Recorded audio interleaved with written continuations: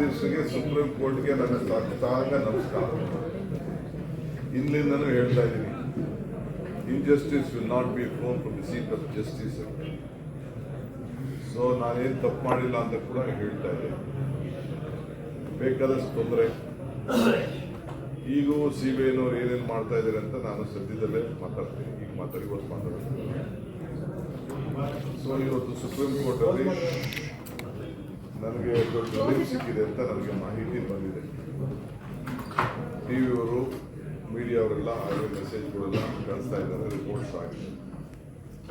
So ಏನು ಒಂದು ನನ್ನ ಮೇಲೊಂದು ಕೇಸು ಇತ್ತು ಸುಪ್ರೀಂ ಕೋರ್ಟ್ನಲ್ಲಿ, ನಾನು ಕೊಟ್ಟಿದ್ದ ನೋಟಿಸು ಮತ್ತು ಏನು ನನ್ನ ಮೇಲೆ ಏನೇನು ಕ್ರಮ ಆಗಿತ್ತು ಅದೆಲ್ಲ ತಪ್ಪು ಅನ್ನೋದು ಮಾಹಿತಿ ನನಗೆ ಫೋನಲ್ಲಿ ಬರ್ತಾ ಇದೆ.